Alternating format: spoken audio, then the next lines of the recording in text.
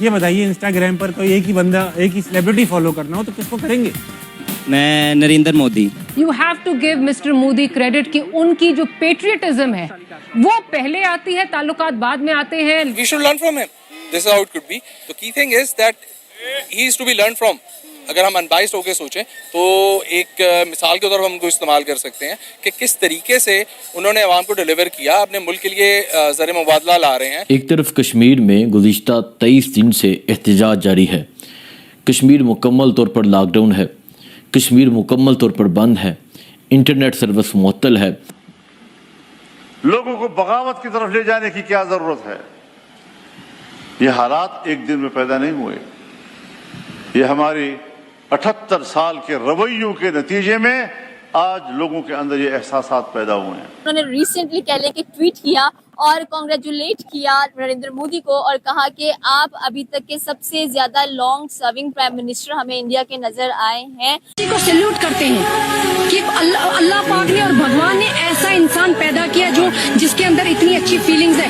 مودی جی زبان کے پکے انسان ہیں، جو وہ کہتے ہیں وہی وہ کرتے ہیں. سر آپ کو کیا لگتا ہے کہ 78 ایئرز میں آپ نے پاکستان میں کوئی the most long serving president دیکھا ہو، پرائم منسٹر دیکھا ہو جس نے پاکستان کے لیے بہت اچھا کام کیا؟ انڈینز استعمال کریں گے، they will use all of them، ٹھیک ہے، اگینسٹ پاکستان کہیں نہ کہیں پہ. کوئی ایک کسی سے چھوٹی سی بھی کمٹمنٹ لے لو، جیسے فار ایگزامپل اگر آپ کو ہو جو سازش ہے یا وہ چائنا کے لیے یا وہ پاکستان کے لیے، کسی اور چیز کے لیے نہیں حوالے سے، کیونکہ نریندر مودی کو اس چیز کی سمجھ ہے کہ جتنا زیادہ میں نے وہ اپنی پاور، دیکھیں یہ it's all about power projection آپ نے کرنی ہوتی ہے.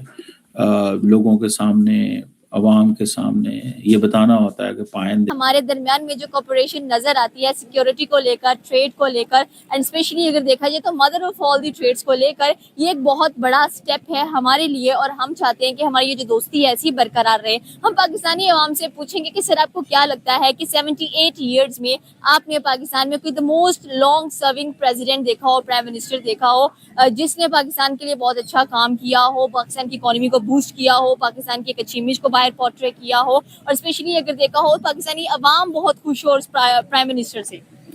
اچھا، سب سے پہلے تو آپ نے بات کی لانگسٹ پرائم منسٹر انڈیا کی، کہ اس بارے میں اگر ہم کمپیریٹیو انالیسس کریں انڈیا کا اور پاکستان کا، تو ہم دیکھتے ہیں کہ انڈیا نے شروع سے آفٹر پارٹیشن جو ان کا پہلا پرائم منسٹر تھا، انہوں نے تب سے انسٹیٹیوشن ڈیولپ کیے تھے، اور ہم نے دیکھا تھا وہ جو ڈیموکریٹک انسٹیٹیوشن تھے اس کی وجہ سے ان کی جو ایک ڈیموکریٹک اسٹرکچر ہے وہ ایک تھرائیو رہا ہے.